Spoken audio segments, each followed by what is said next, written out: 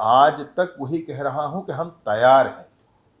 मैंने अभी थोड़ी देर पहले आपसे यह भी कहा कि पत्रकार साथियों ने भी और सदन में भी मुझसे कहा गया कि आपने कोई समिति बनाई क्या। मैंने सदन में भी स्पष्ट किया, मैं यहाँ भी पत्रकारों के बीच में भी स्पष्ट उस समय भी किया था, आज भी करता हूं। समिति उमिति सरकार नहीं बनाने वाली। भाई क्लियर रखना है बात को कि 10-10 समितियां सरकार की तरफ से बनी, परिणाम नहीं निकला। भाई अगर उनके मन में भाव है चर्चा का तो हम तैयार हैं।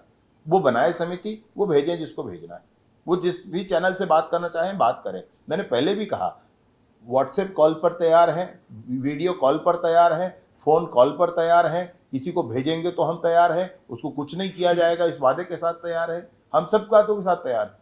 लेकिन ये ना सोचे कि सरकार घुटने के बल आकर के और कहीं किसी के साथ वार्ता करने के लिए समिति उमिति बनाकर किसी को खोज के ला करके भेजेगी। ऐसा नहीं होने वाला है। वो भेजें जिनको भेजना, हम तैयार हैं, हम बिल्कुल बात करेंगे और बात करके सोल्यूशन तक पहुंचेंगे। बहुत अच्छी पुनर्वास नीति के साथ चर्चा है और इसलिए आग्रह है मुख्य धारा में आए और आगे बढ़े।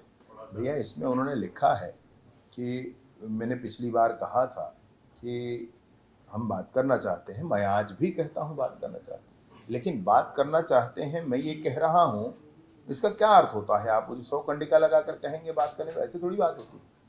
बात करना है तो किया जाए, भेजा जाए, भाई किससे बात करनी बताएं, क्या बात करनी वो बताएं, बात करेंगे। लेकिन इसका कतई अर्थ ये नहीं है कि सरकार कहीं रुकने वाली है, आर्म फोर्सेस कहीं रुकने वाले हैं, इसका कतई अर्थ ये नहीं है। ये बिल्कुल स्पष्टता होनी चाहिए कि हम चर्चा के लिए तो तैयार हैं, लेकिन कोई कहे कि 6 महीने पहले रुक जाओ, यहाँ पर कैंप ना लगाओ, तो ये सारी बातें कोई शर्तों के आधार पर कोई चर्चा का कोई विषय नहीं है। मैंने पहले भी स्पष्ट किया था, मैं आज भी स्पष्ट करता हूं, परंतु यह भी बार बार कहता हूं कि माननीय विष्णुदेव साय जी की सरकार पालनहारी सरकार है और बिल्कुल बातचीत के लिए तैयार है।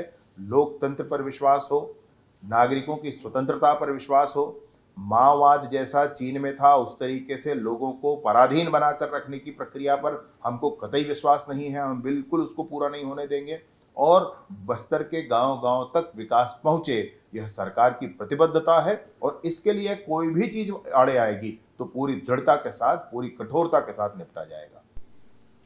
माननीय अमित शाह जी का आगमन है, 4 तारीख को रायपुर आएंगे, 5 तारीख को दंतेवाड़ा जाकर के माँ दंतेश्वरी के दर्शन, अष्टमी के दिन माँ दंतेश्वरी के दर्शन करेंगे और मैं सोचता हूँ कि हृदय में पुनः अपने संकल्प को वो दोहराएंगे। उस दिन माँ दंतेश्वरी का आशीर्वाद उनको प्राप्त होगा और बस्तर में नालातंक खत्म होगा। बस्तर पंडुम जैसे बहुत अच्छे कार्यक्रम के लिए आपको मैं प्रसन्नता के साथ बताना चाहता हूँ कि ट्राइबल सोसाइटी के लिए दुनिया का सबसे बड़ा आयोजन लगभग बस्तर पंडुम अभी हो चुका है, मुझे ऐसा लगता है। इतना बड़ा आयोजन है, इतनी विविधताओं के साथ आयोजन है। बस्तर में गोंड है, मुरिया है, वहाँ पे हलबा है, भतरा है, दोरला है, इन सारे लोगों के अपने अपने पेय, आभूषण, व्यंजन, बहुत सारी चीजें हैं। उन सबको एक प्लेटफॉर्म पर लाया गया है, ये बहुत बड़ी बात है वहाँ के लिए। तो मैं बिल्कुल सोचता हूँ कि बहुत बड़ा आयोजन है जिसमें वो सम्मिलित होंगे, कमांडर्स के साथ मिलेंगे जो उन्होंने बड़े अभियान किए हैं, और फिर रायपुर आना होगा उनका, रायपुर में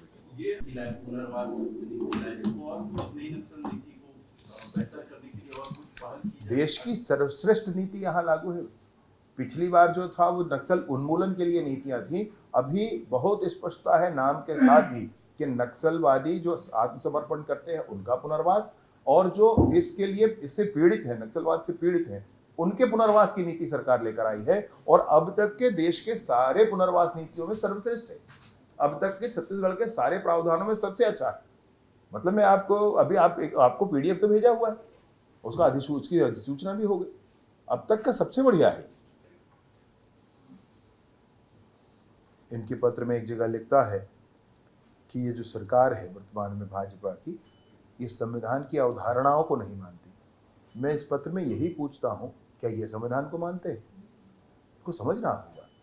जो आप स्वयं ही भारत के संविधान को मानने को हम तैयार हैं। भारत के संविधान को मनवाने के लिए ही किसी गांव में अभी अगर तिरंगा झंडा गड़ाया जाता है, फहराया जाता है, तो वो इसीलिए फहराया जाता है कि वहाँ भारत का संविधान लागू हो। वहाँ किसी एक व्यक्ति का कानून, किसी एक व्यक्ति का नाम लागू करने के लिए नहीं किया जाता है, वहाँ भारत का संविधान लागू हो, इसीलिए ये किया जाता है। अभी विगत